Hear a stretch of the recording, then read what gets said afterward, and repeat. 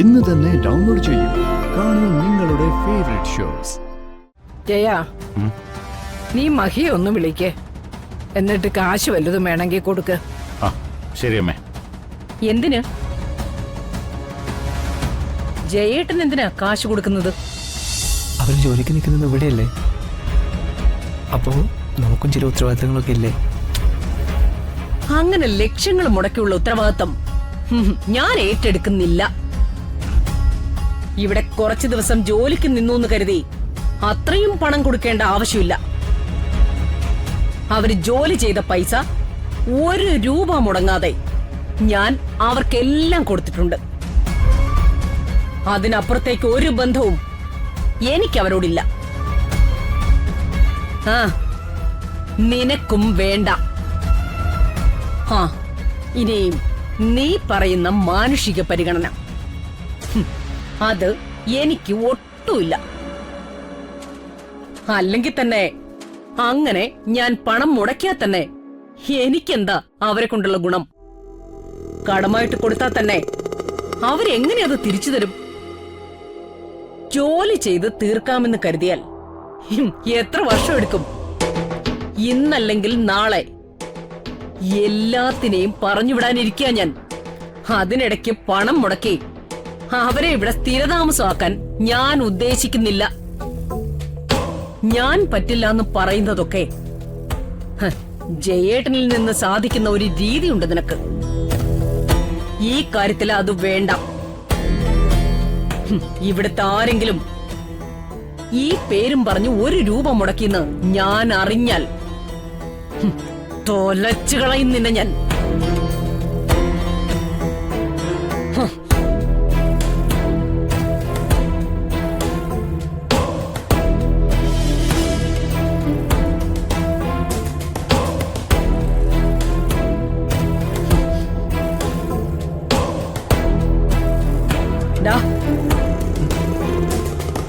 Surgery ചെയ്തില്ലെങ്കിൽ അവള് ചത്തുപോവോ?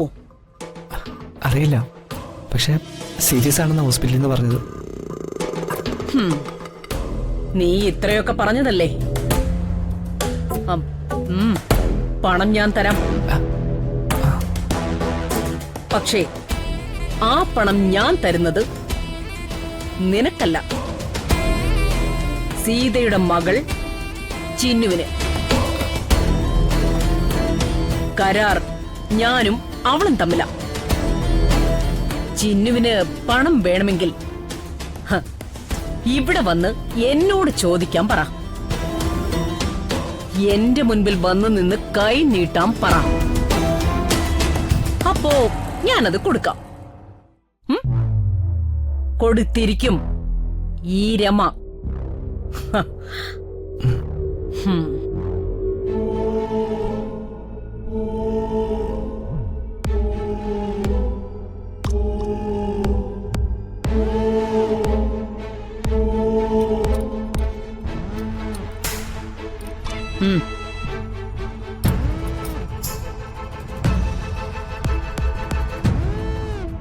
ജയ,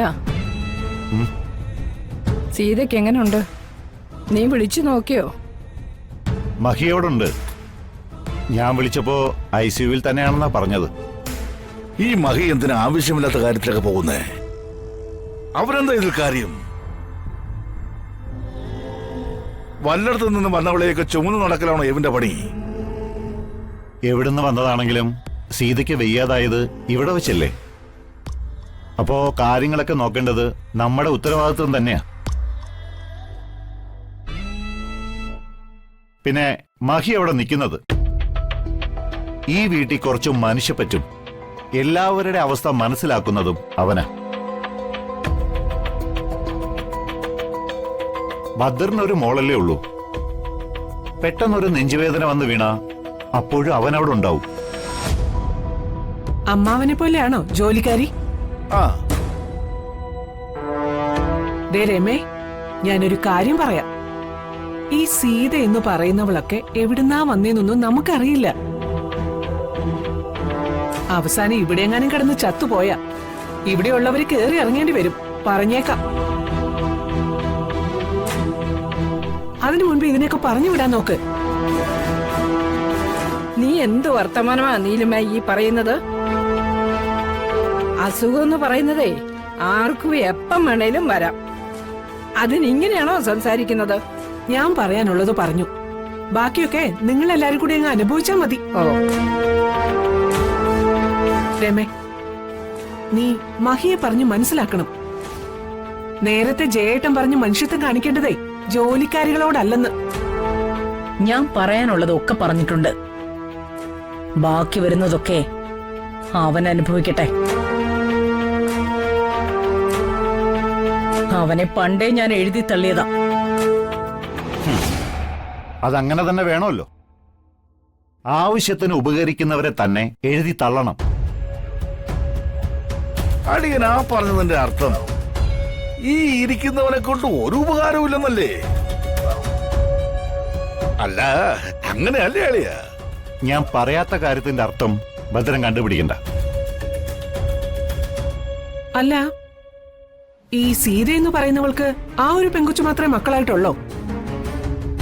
വേറെ മക്കളൊന്നുമില്ലേ? ആ, ചിലപ്പോ കാണുമായിരിക്കും. ഇവളുടെയൊക്കെ സ്വഭാവത്തിന് അവര് മൈൻഡ് ചെയ്യാത്തതായിരിക്കും. നീലിമേ, എന്താ അമ്മേ? കഴിക്കുന്ന നേരത്തെങ്കിലും നീ നിന്റെ വായൊന്ന് അടയ്ക്ക്. ജയാ, നീ മഹിയെ ഒന്ന് വിളിക്ക്. എന്നിട്ട് കാശ് വല്ലതും വേണമെങ്കിൽ കൊടുക്ക്. ആ ശരി അമ്മേ. എന്തിന്? ജയേട്ടൻ എന്തിനാ കാശ് കൊടുക്കുന്നത്? അവര് ചെയ്യുന്ന ജോലിക്കുള്ള ശമ്പളം 1 രൂപ പോലും കുറയാതെ എല്ലാ മാസവും ഞാൻ കൊടുക്കുന്നുണ്ട്. അത് മതി. അതിനപ്പുറം ഒന്നും വേണ്ട. ആളായിട്ടും പണമായിട്ടും അവരെ സഹായിക്കേണ്ട ഒരു ബാധ്യതയും ഇവിടെ ആർക്കുമില്ല. മാഡം, എനിക്കൊന്ന് ഹോസ്പിറ്റൽ വരെ പോയാ കൊള്ളാന്നുണ്ട്. ഞാൻ ഒന്ന് പോയി സീതയെ കണ്ടിട്ട് വരട്ടെ. ചന്ദ്രയുടെ കൈ മുറിഞ്ഞിട്ട് ഇപ്പൊ എങ്ങനെയുണ്ട്? വേദന കുറവുണ്ടോ?